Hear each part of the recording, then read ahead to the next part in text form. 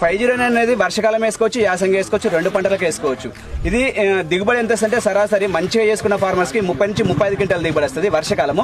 యాసంగి అయితే 40 నుంచి 45 క్వింటాల దిగుబడి వస్తుంది. మనకు అక్కడక్కడ సిద్దిపేటలో వెంకటాపూర్ విలేజ్ అని ఉంటుంది, సిద్దిపేట పక్క కిరికోట దగ్గర ఒక ఫార్మర్ కి 52 క్వింటాల దిగుబడి వచ్చింది. అంటే అందరికి వస్తుంది కాదు, మనం మెయింటైన్ చేసిందని బట్టి. నేను యావరేజ్ గా సరాసరి 40-45 యాసంగి, 30-35 వర్షకాలం వస్తుంది.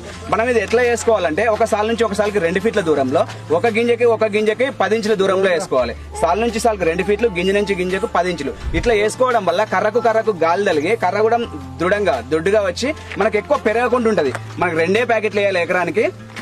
మనకు వర్షకాలం అయితే 30-35, యాసంగి అయితే 40-45 వస్తుంది. మళ్ళీ ఇంకొకటి ఏంటంటే ముక్కు చివరి వరకు మనం ఏదైనా చూసుకోండి, ఇట్లా ముక్కు చివరి వరకు గింజలు ఉంటాయి అన్నమాట. ఇవి ముక్కు చివరి వరకు గింజలు ఉండడం వల్ల వేరేది బెండ్ పోవడం వల్ల కానీ మన ముక్కు చివరి గింజలు ఉన్నాయి అనుకో దిగుబడి కూడా ఎక్కువ వస్తుంది. మళ్ళీ మన వేరే కంపెనీలో చూసుకుంటే ప్రతిదీ 12 నుంచి 14 వరుసలు ఉంటాయి. మనది ప్రతిదీ మీరు చూసుకోండి 16 నుంచి 18 వరుసలు ఉంటాయి. 16 నుంచి 18 వరుసలు రావడం వల్ల, 2 వరుసలు రావడం వల్ల మనకు ముక్కు చివరి గింజలు రావడం వల్ల కూడా మనకు అధిక దిగుబడి రావడానికి ఆస్కారం ఉంటుంది. 4-5 క్వింటాలు ఎక్కువ రావడానికి. మనకు ఈ చేను ఆకురిబ్బు ఎంత పచ్చిగా ఉంది ఉన్న ఈ కలర్ వచ్చిందంటే మనం హార్వెస్ట్ చేసిన తర్వాత మనం అమ్మే ముందు ఇంకా కలర్ బాగుంటది.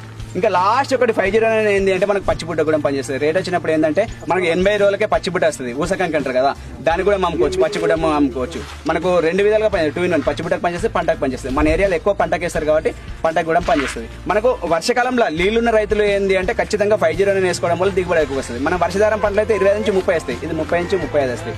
మనకి ఎక్కడ దొరుకుతాయి అంటే అన్నదాత రైతు సేవ కేంద్రం రామాయపేట ఉంది కదా, అన్నదాత రైతు సేవ కేంద్రంలో మనకు రామాయపేటలో దొరుకుతాయి విత్తనాలు.